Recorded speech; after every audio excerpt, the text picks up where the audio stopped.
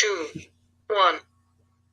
Hello, my lovely 8th graders. Today we are going to review 8P1.1 if it ever decides to load. Okay, so the first thing we are going to talk about is subatomic particles. The first one we will talk about is the proton. The proton is the positively charged, and it's in the center of the atom. So in this picture here, it could be the red or the gray, but we're going to say it's the red because that goes with this picture. So proton, positive charge. Then we have the neutrons. They have a neutral charge, meaning 0. There's nothing to them, but they're also located in the center of the atom with the protons. Then we have the electrons. The electrons would be like these little yellow things in this picture, and they have a negative charge, and they go around the outside of the nucleus. So again, subatomic particles are just our protons, our neutrons, and our electrons. So how to find the number of subatomic particles? And this was something on your guys' test that you guys need to do a little more work on. The number of protons is going to be the same as the atomic number. So on our periodic table, if you look at all the elements, the atomic number is one on the top. That is our number of protons. The number of electrons is going to be the same as the number of protons. And then to find the number of neutrons, you have to take the atomic mass and subtract the atomic number. So if we do this little example here, if we look at sodium, the element would be Na, so we can fill that in. So the mass number is 24, the atomic number is 11. That means we said the number of protons is the same as the atomic number, so it's 11. Number of electrons is the same as protons, so that's also 11. To find the neutrons, you have to take 24, which is the mass number, minus the atomic number, and that would be 13. This part will be for you guys to do on your own. Okay, then we talk about states of matter. So we have solids. Solids have definite shape, a definite volume. And because the molecules are so close together, that's why they have that definite shape and volume. If you see in the picture, they're moving, but they're not moving a whole lot.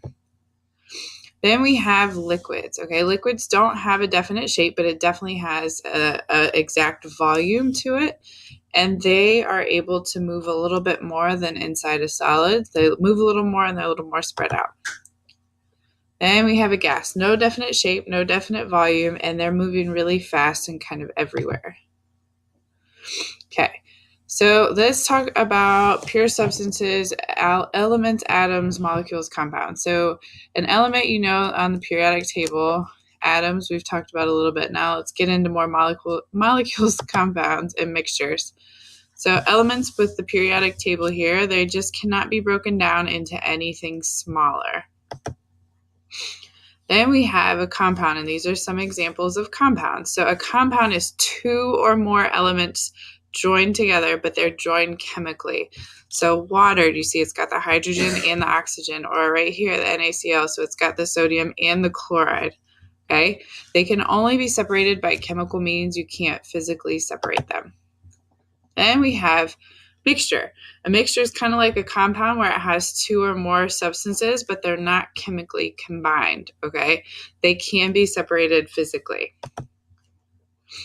And here's just a little chart to kind of help you guys of how you can separate them, some examples of each. So like an example of a mixture would be seawater, whereas an example of a compound would be water or carbon dioxide. Let's do a little quick review. So if we have rocks, would rocks be an element, a compound, or a mixture? They would be a mixture because they're made up of a bunch of different things. You could separate them physically. Copper. Copper is an element, Cu, on our periodic table, so it's an element. Can't separate that. Jelly beans. They are a mixture. Table sugar. Right here is the compound. It's a C12H22O11. A diamond is carbon, is all that a diamond is made of, so it is an element. Tea. That is a mixture. And lastly, salt. Salt is NaCl, so it is a compound. I hope this helps.